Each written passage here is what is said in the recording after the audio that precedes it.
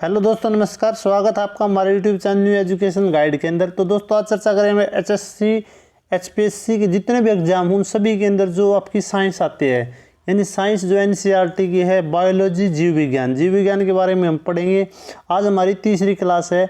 जो भी आपके एग्जाम होंगे टीजीटी पीजीटी के, या फिर आपके एचसीएस का है एग्ज़ाम, या फिर ग्रुप सी के जितने भी एग्ज़ाम होंगे, जो मेंस के ग्राम सचिव है, कैनाल पटवारी है, या फिर आपके आंगनवाड़ी सुपरवाइज़र है, या जो आप कोई भी एग्ज़ाम है, या फिर डी के जो भी एग्ज़ाम है, उन सभी के अंदर पूछी जाने वाली जो साइंस है वो इम्पोर्टेंट उसके क्वेश्चन मैं आपके लिए लेके आया हूँ।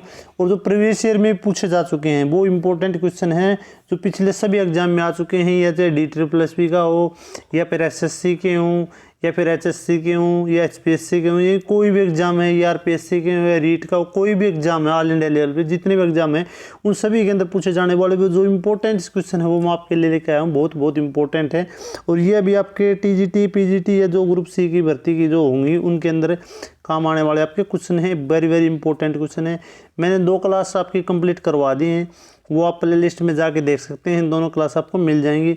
आज हमारी तीसरी क्लास है तो इसके ऊपर चर्चा करें। और जो हम पढ़ रहे हैं अभी जीव विज्ञान, बायोलॉजी के बारे में पढ़ रहे हैं। उसके बाद में आपकी फिजिक्स और केमिस्ट्री भी करवाऊंगा मैं। मेरे पास में बहुत बड़ी PDF की फाइल है, मैंने बना रखी है, तो वो उससे कंप्लीट मैं आपका जो है जितना सिलेबस के अंदर जो आने वाली है आपकी लगभग जो क्वेश्चन है वो मैं करवाऊंगा। उसके बाद में आज दोस्तों मैंने एक वीडियो बनाई थी, उसके ऊपर काफ़ी मात्रा में कमेंट आए हैं, उसके ऊपर भी चर्चा करेंगे। कल उसके ऊपर मैं एक सेपरेट वीडियो बनाऊँगा। तो इसके ऊपर अभी चर्चा करेंगे हम न्यूज़ के ऊपर। जो एनसीईआरटी से रिलेटेड जो भी जीव विज्ञान के क्वेश्चन बचे हुए हैं वो हम करेंगे आज। लेकिन उससे पहले मैं आपको बताना चाहूँगा, अगर अभी तक आपने इस चैनल को सब्सक्राइब नहीं किया है तो आप सब्सक्राइब कर लें, और जो बेल आइकन है उसको दबा लें, उसके ऊपर ऑल का निशान है उसको दबा लें, ताकि जो भी वीडियो डाले सभी कमेंट जो भी नोटिफिकेशन आप तक पहुँच जाए सही टाइम पर। उसके बाद में वीडियो को ज़्यादा से ज़्यादा भी शेयर भी करें, ताकि जो भी कैंडिडेट हैं वो उसका फ़ायदा उठा सके। वीडियो अच्छी लगे तो वीडियो को लाइक भी करें भाई, क्योंकि आप देख लेते हैं लेकिन लाइक बहुत कम करते हैं। तो वीडियो को ज़्यादा से ज़्यादा लाइक करें, क्योंकि आपके लिए इतने अच्छे जो मैं कंटेंट आपके लिए लेके आता हूँ, मेहनत करता हूँ, तो एक मोटिवेशन बनता है। तो वीडियो को ज़्यादा से ज़्यादा लाइक करें। तो अभी साइंस के ऊपर हम चलते हैं, पढ़ते हैं। तो दोस्तों स्वागत आपका न्यू एजुकेशन गाइड के अंदर। तो आज हम चर्चा करते हैं साइंस के जो बच्चे हुए क्वेश्चन उनके ऊपर। सबसे पहला जो क्वेश्चन है वो देखते हैं। ये है आपका, मानव शरीर के किस अंग की हड्डी सबसे लंबी होती है? भाई जांघ की हड्डी होती है वो आपकी सबसे लंबी होती है। ये question very very important question है भाई, काफ़ी बार एग्जाम में पूछा जाए। HSC के जो भी एग्जाम होते हैं, HSC के एग्जाम लगभग एग्जाम में पूछे जाते हैं। ये DSSS का कोई भी एग्जाम हो उसके अंदर पूछे जाने वाले ये इंपॉर्टेंट क्वेश्चन है। वृद्धावस्था में मनुष्य की हड्डियाँ क्यों कमज़ोर हो जाती हैं? क्या कारण होता है भी जो कमज़ोर होने का? कैल्शियम की कमी से। जैसे कई बोलते हैं कि बूढ़े आदमी हो जाते हैं तो उनके घुटनों के अंदर आवाज़ आती है, टिक टिक बोलते हैं, तो उनके अंदर मेन चीज़ क्या होती है कि बोलते हैं बोला ग्रीस खत्म हो गया, लेकिन मेन चीज़ क्या होती है कि उसके अंदर कैल्शियम की कमी हो जाती है भाई। ठीक है, तो वो जल्दी टूट भी जाते हैं। अगर कोई दिक्कत हो जाती है, कहीं से गिर गए तो वो जल्दी टूटने का उनका डर रहता है।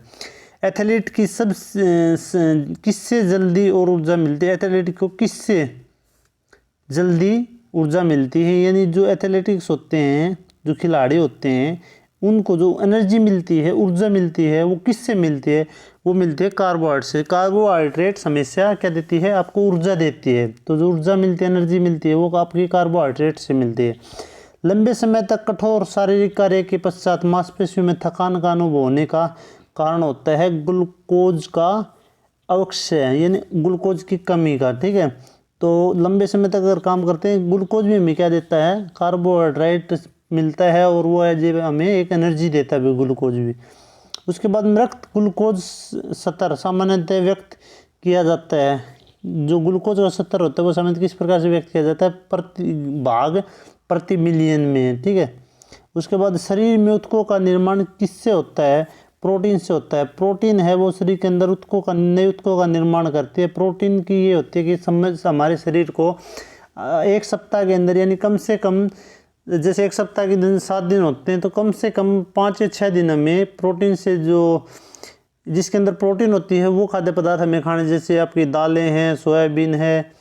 ठीक है, तो वो चीज़ें हमें खानी चाहिए। ठीक है, तो प्रोटीन की हमारे शरीर को सबसे ज़्यादा ज़रूरत होती है, क्योंकि नई कोशिकाओं को बढ़ने के लिए जितनी भी जो नई कोशिकाएं बनती हैं उसके मेन जो कारण होता है वो किसके कारण बनते हैं, प्रोटीन के कारण होते हैं। प्रोटीन जो है नए उत्कों नई कोशिकाओं का निर्माण करता है। तो ये भी इम्पोर्टेंट आपके क्वेश्चन है, कार्बोहाइड्रेट से रिलेटेड, ये सभी आपके लिए बहुत ही महत्वपूर्ण क्वेश्चन है।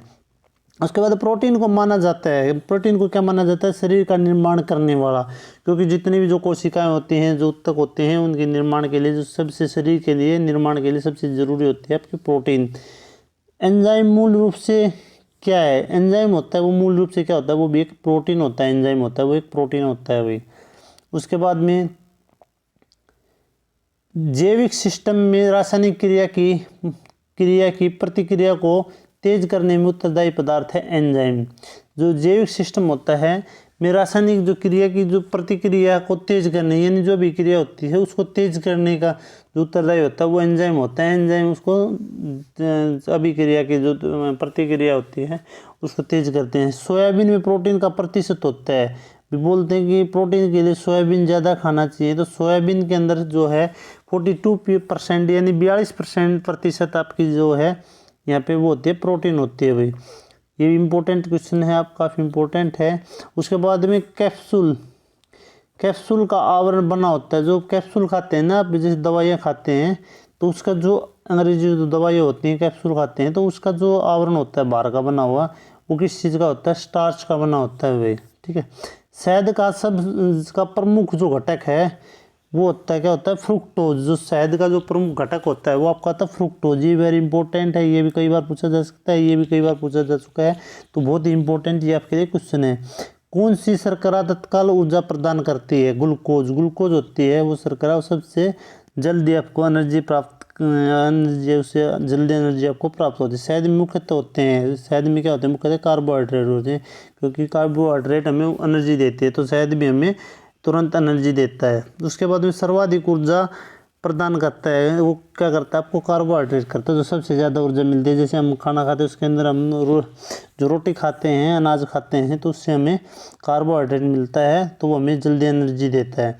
मानव शरीर में कार्बोहाइड्रेट संग्रह होता है, किसके कारण होता है, जो मानव शरीर में कार्बोहाइड्रेट वो ग्लाइकोजन के रूप में संग्रह होता है। उसके बाद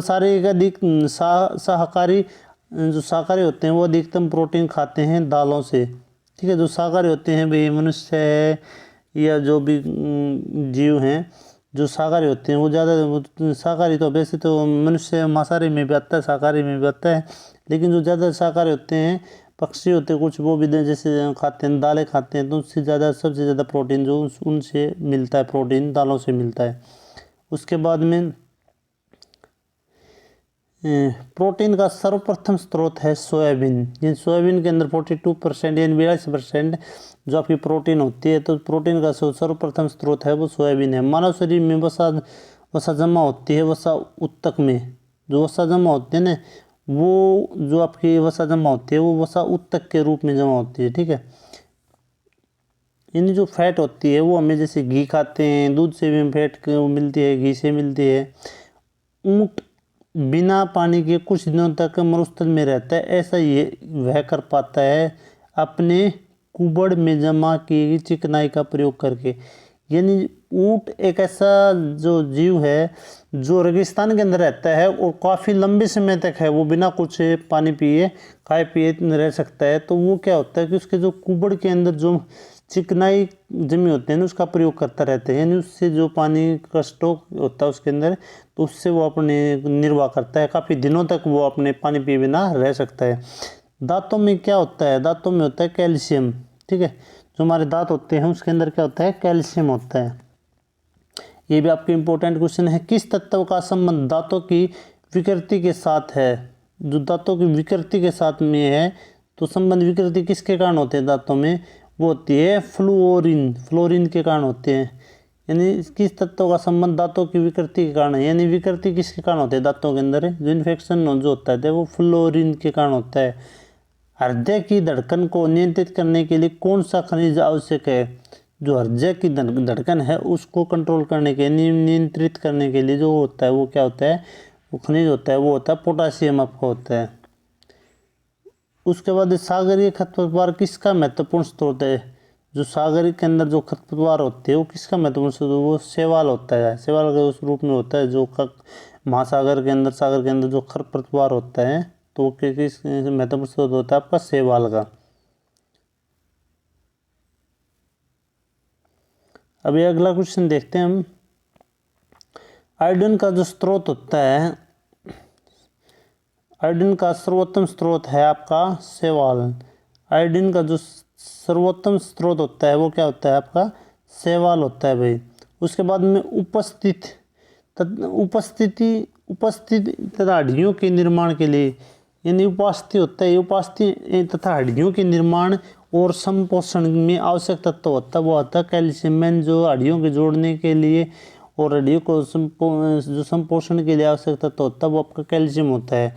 उसके बाद श्राद्ध कोशिका एरक्ता रोग किसकी असामान्यता के कारण होता है, जो आपका दक्ष कोशिका अल्परक्तता यानी रक्त की कमी, अल्परक्तता रोग किसकी असामान्यता के कारण होता है, वो होता है लाल रुधिर कणी कोशिका यानी आरबीसी होती है, वो उसके कमी के कारण होता है, उसकी असामान्य यानी उसके संतुलन न होने के कारण है जो आपके अंदर रक्त की कमी होती है। उसके बाद प्रचुरतम मात्रा में खाद्य प्रोटीन के 2 स्रोत कौन से हैं, जो प्रचुर मात्रा में जिसके अंदर है जो आपकी प्रोटीन होती है। तो एक तो मैंने बताया था कि सोयाबीन होती है जिसके अंदर 42% होती है, 42%, और दूसरा होता है मूंगफली जिसके अंदर सबसे ज़्यादा प्रोटीन होते हैं।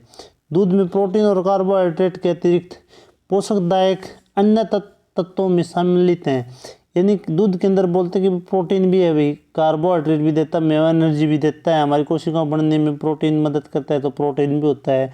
पोषकदायक अन्य तत्व सम्मिलित हैं, कौन कौन से हैं। उसके बाद इसमें कैल्शियम भी है और आपका है पोटास और कैल्शियम भी है दूध के अंदर, प्रोटीन भी है, कार्बोहाइड्रेट है, उसके साथ साथ में हमारे शरीर के लिए पोषक जो तत्व के तौर पे हैं वो कैल्शियम यानी आप हड्डियों को मजबूत करने के लिए और पोटासियम होता है। सीमेंट और अस्थियों दोनों में विद्यमान होता है कैल्शियम होता है। सीमेंट होता है और अस्थियों के दोनों में विद्यमान क्या होता है कैल्शियम होता है, क्योंकि हड्डियों जोड़ने के जो सीमेंट जो आपके प्लास्टर करते हैं उसके अंदर सीमेंट होता है तो वो क्या होता है कैल्शियम के तौर पे का यूज करते हैं। किसकी कमी से एनीमिया रोग होता है, वो होता है आपके लोहे की कमी, अपने शरीर के अंदर लोहे की कमी है तो उसके कारण एनीमिया हो जाता है। एनीमिया मतलब खून की कमी होती है भाई। उसके बाद में नेक्स्ट क्वेश्चन देखते हैं। जितने भी भाई बहुत इंपॉर्टेंट है, बहुत सारी आपकी प्रीवियस ईयर जितने भी एग्जाम हैं उनके अंदर आए हुए क्वेश्चन है, एसएससी का, DSSC का, रीट का, आरपीएससी का, यूपी का, जितने भी एग्जाम है, जहाँ के भी एग्जाम है, स्टेट के हैं, सेंटर के, सभी के अंदर आए हुए क्वेश्चन मैं आपके लिए लेके आया हूँ। उसके बाद में किस विटामिन का संबंध रक्त थक्का से है, विटामिन के, यानी विटामिन के की कमी है तो आपका रक्त नहीं जमेगा, रक्त का थप्पा नहीं जमेगा। जैसे कोई एक्सीडेंट हो जाए, कोई दुर्घटना हो जाती है, चोट लग जाती है तो रक्त बहने लग जाता है, कुछ टाइम के बाद में वो जम जाता है, उसका थक्का जम जाता है, तो वो किसके कारण होता है, विटामिन के कारण होता है। अगर विटामिन के की कमी हो जाती है तो वो नहीं हो पाता। किस विटामिन का संबंध रक्त थक्का से है, तो विटामिन के कारण, ठीक है। उसके बाद मानव शरीर में औसतन ऑक्सीजन का तत्व कितना प्रतिशत होता है, 50% होता है ऑक्सीजन का मानव शरीर के अंदर। उसके पालक के पत्तों में किसकी मात्रा सबसे अधिक होती है, वो होती है आयरन की। जो पालक होती है, मूली होती है, गाजर होती है, तो इनसे हमें क्या मिलती है, ज़्यादातर हमें आयरन मिलता है, लोहा मिलता है यहाँ से, ठीक है। तो ये वेरी इंपॉर्टेंट ये क्वेश्चन है, सभी आप अच्छी प्रकार से इनको देख लेना, अच्छी प्रकार से इसकी तैयारी करें। एक वीडियो को 2 से 3 बार अच्छी प्रकार से देखें तो आप एग्ज़ाम के अंदर आप बड़े अच्छा स्कोर आप कवर कर लेंगे और आपके एग्ज़ाम के लिए आपको अच्छा स्कोर अगर आपका है तो वो सब्जेक्ट दिला सकता है, बाकी जो भी है आप उसकी तैयारी कर सकते हैं। उसके बाद सबसे अधिक आयरन किस में पाया जाता है, वो हरी पत्तेदार जो सब्जियाँ होती हैं उनके अंदर पाया जाता है। मूत्र के सत्वरण को बढ़ाने वाले औषधि को कहते हैं डायूरेटिक, ठीक है। जो मूत्र के स्रवण को बढ़ाने के लिए औषधि को कहते हैं आपके डायूरेटिक, क्या बोलते हैं, डायूरेटिक। उसके बाद में टाइफाइड से शरीर का कौन सा अंग प्रभावित होता है, वो होता है आपकी आंत, ठीक है। जो टाइफाइड होता है उससे आपके शरीर के अंदर क्या होता है, आंत प्रभावित होती है, यानी होते हैं इन्फेक्शन हो जाता है भाई टाइफाइड के अंदर, ठीक है। तो इसको जो आपकी माता रोग बोलते हैं इसको, इसके अंदर क्या होता है, शरीर के अंदर की साइड में इन्फेक्शन हो जाता है। उसके बाद में पेचिस रोग के लिए उत्तरदायी प्रोटोजोआ है एंट अमीबा। जो पेचिश रोग होता है उसके लिए उत्तरदायी जो प्रोटोजोआ है एंट अमीबा। उसके बाद आँखों की दूरदृष्टि की बीमारी किसके कारण होती है, यानी जो आँखों की दूरदृष्टि का रोग होता है वो किसकी बीमारी के कारण होता है, वो होता है नेत्रगोलक के छोटा होने से। जो दूरदृष्टि का वो जो रोग होता है वो क्या होता है, जो आपके नेत्रगोलक के छोटा होने से होता है, जो दूरदृष्टि रोग होता है वो आपका। उसके बाद में हैजा का क्या कारण है, हैजा होता है विषाणु के कारण। जो आपका हैजा होता है वो किसके कारण होता है, आपका जीवाणु के कारण होता है। इसके अंदर क्या होता है, आपकी उल्टियाँ होती है, वोमिटिंग होती है और दस्त लग जाते हैं। तो इसके अंदर हमारे शरीर में पानी की कमी हो जाती है। ये जो आपके खराब दूषित भोजन खाने से, तो गर्मी के टाइम में होता है आपका ज़्यादातर। किसके जांचने या फिर बरसात के टाइम में किसके जांचने के लिए एलिसा टेस्ट किया जाता है। ये एलिसा टेस्ट होता है, ये भी वेरी इंपॉर्टेंट क्वेश्चन है, ये भी वेरी इंपॉर्टेंट क्वेश्चन है, ये भी वेरी वेरी इंपॉर्टेंट क्वेश्चन है। यानी एलिसा जो टेस्ट होता है कई बार पूछा जाता है, बहुत इंपॉर्टेंट क्वेश्चन है। एलिसा जो टेस्ट होता है वो एडिस के लिए आपका यूज किया जाता है। उसके बाद में एवियन इन्फ्लुएंजा बर्ड फ्लू विषाणु को किससे निरूपित किया जाता है, एवियन इन्फ्लुएंजा बर्ड फ्लू विषाणु को किससे निरूपित किया जाता है, वो किया जाता है आपका H5N1। ठीक है, इससे आपको इसको निरूपित किया जाए बर्ड फ्लू को। ठीक है, किसकी, ये भी इम्पोर्टेंट है, किसकी कमी से दंत क्षय होता है, वो होता है फ्लोरीन के कारण होता है दंत क्षय। यानी दंत जो दांतों की अक्षय होता है, यानी हानि होती है, दांतों के अंदर कमी होती है, तो वो किसके कारण होती है, रोग होता है जो, तो वो होता है फ्लोरीन के कारण। उसके बाद बेरियम मील का उपयोग किया जाता है, बेरियम मील का उपयोग किया जाता है हार्नली की एक्सरे के लिए। ये किसका के लिए किया जाता है, हार्नली के एक्सरे के लिए। गुर्दा पथरी का पता लगाने के लिए किस प्रतिबिंबीय यंत्र को प्रयोग में लाया जाता है, वो होता है सीटी स्कैन। सीटी स्कैन की मदद से हम जो पथरी के लिए आप वो इलाज के लिए उसका जो चेकअप करते हैं उसके लिए सीटी स्कैन यूज किया जाता है। उसके बाद गहरे तले हुए खाद्य पदार्थ कैंसरजनक होते हैं। तो गहरे तले हुए जो खाद्य पदार्थ होते हैं वो कैंसरजनक होते हैं, क्योंकि इनमें प्रचुर होती है वसा। ठीक है, जो ज़्यादा पके हुए जो गहरे तली हुई जो चीज़ें होती है उसके अंदर जो मात्रा होती है सब प्रचुर मात्रा में किसकी होती है, वसा की होती है। वो कैंसर का जो मेन है कारण बनती है, क्योंकि उससे जो शरीर के अंदर जमा होता है और उसके बाद में उसके अंदर इन्फेक्शन होता है जो वसा के कारण। किस भारी वस्तु की विषाक्तता यकृत सिरोसिस पैदा करती है, वो होते हैं कॉपर। किस भारी वस्तु की विषाक्तता, यानी किस भारी वस्तु, यानी कौन सी जो भारी वस्तु है जिसकी विषाक्तता, यानी उसका विषय का उसके कारण जो इन्फेक्शन जो भी फैलती है बीमारी यकृत सिरोसिस पैदा करती है, वो होती है कॉपर के कारण। उसके बाद में मानव शरीर में रक्त की अपर्याप्त आपूर्ति को कहते हैं, वो पर्याप्त न होना आपूर्ति को क्या कहते हैं, इस्कीमिया क्या बोलते हैं, इस्कीमिया। यानी जो खून की मानव शरीर में रक्त की अपर्याप्त, यानी जिसकी मात्रा होनी चाहिए उस मात्रा में पर्याप्त नहीं है। ठीक है, आपूर्ति को कहते हैं पर्याप्त आपूर्ति, यानी उस प्रकार की आपूर्ति कंप्लीट आपूर्ति नहीं कर सके। ठीक है, पर्याप्त नहीं, पर्याप्त जितनी जरूरत है उस हिसाब से जो पूर्ति नहीं कर सके उसको कहते हैं इस्कीमिया बोलते हैं इसको। तो उसके बाद नेक्स्ट जो है वो देखते हैं हम।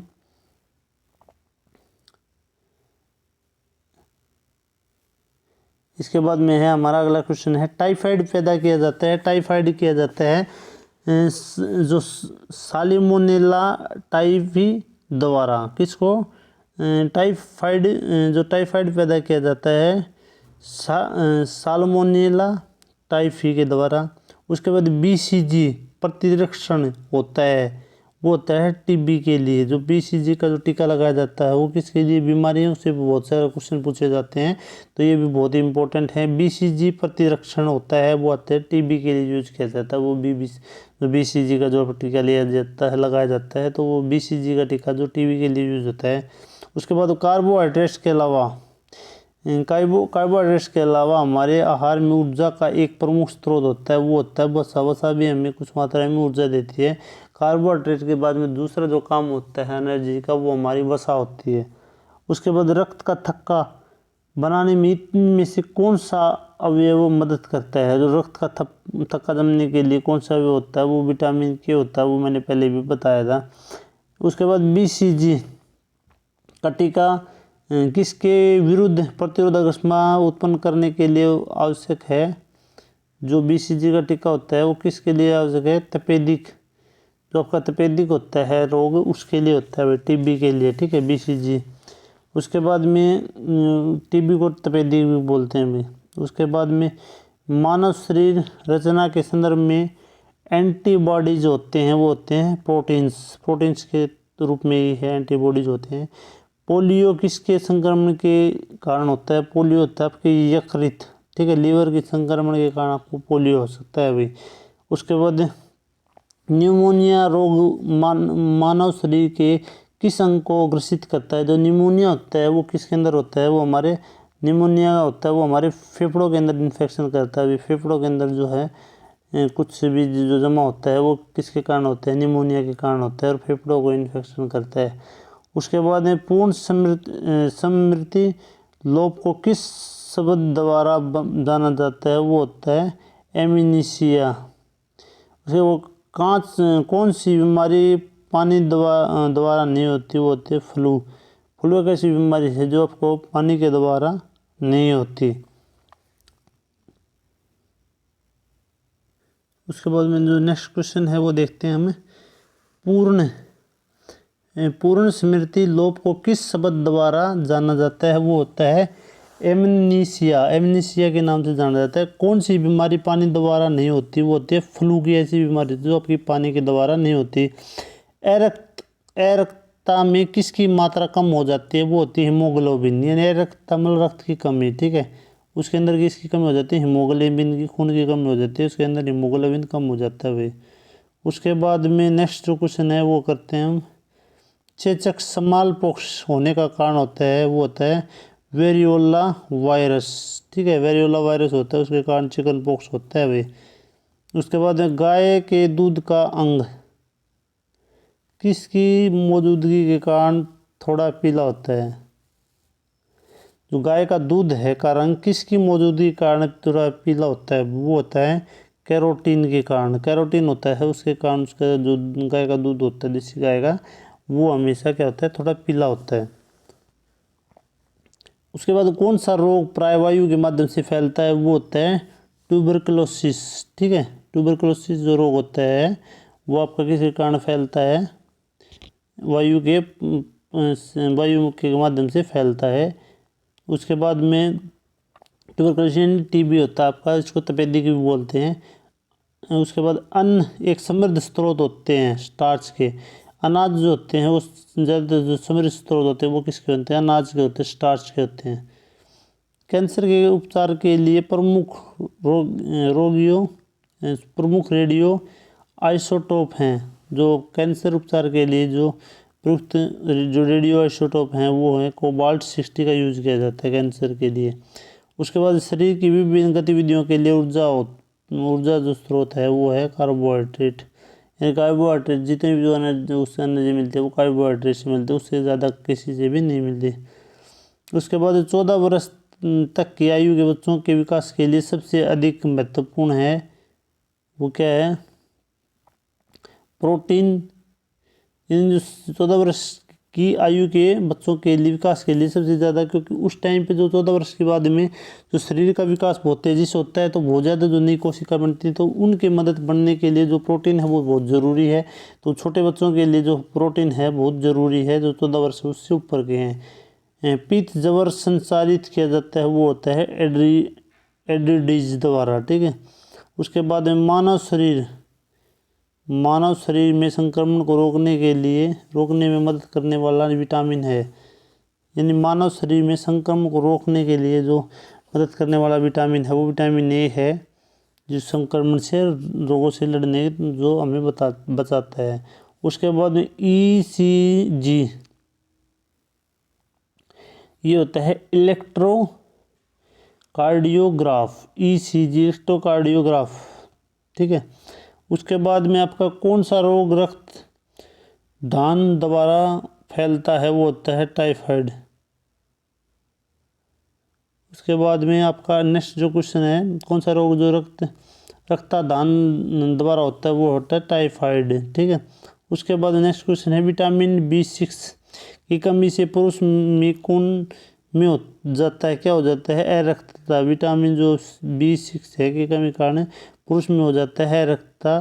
पोलिया एक प्रोटीन है यकृत की बीमारी का। पोलिया जो प्रोटीन है प्रतीक है, वो प्रतीक किसके कारण होता है, पीलिया, वो होता है आपके यकृत की बीमारी। लीवर के अंदर आपकी अगर गर्मी है, कोई दिक्कत है, बीमारी है, तो आपको क्या हो जाता है, पीलिया हो जाता है। लीवर के अंदर कोई दिक्कत हो जाती है, इन्फेक्शन हो जाता था। उसके बाद में चेचक के प्रति टीकाकरण में समावेश किया जाता है।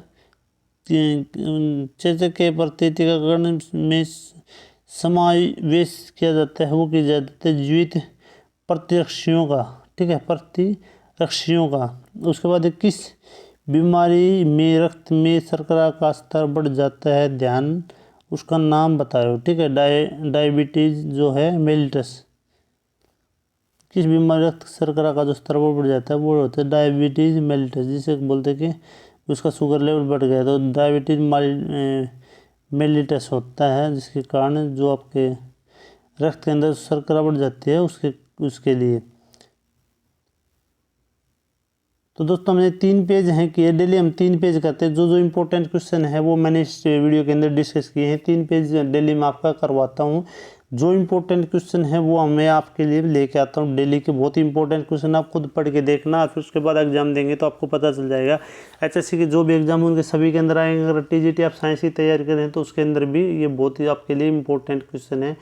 उसके साथ साथ में जो वीडियो मैंने आज बनाई थी आपकी जो कंपटीशन वाली TGT वाली सभी सब्जेक्ट की, तो उसके अंदर जो आपके कमेंट आए हैं, बहुत सारे कमेंट आए हैं, तो उन कमेंटों के ऊपर मैं कल एक जो आपकी क्वेरी है, कुछ आपने पूछा है, तो उससे रिलेटेड मैं कल आपके लिए एक वीडियो लेके आ रहा हूँ। उसके अंदर हम जो सारी चीज़ें डिस्कस करेंगे, जो आपने कमेंट करेंगे उन सभी कमेंटों के ऊपर डिस्कस करेंगे। तो वीडियो को ज़्यादा से ज़्यादा शेयर करें। वीडियो अच्छी लगे तो वीडियो को लाइक ज़रूर करें। अगर अभी तक आपने चैनल को सब्सक्राइब नहीं किया तो सब्सक्राइब करें। वीडियो देखने के लिए धन्यवाद।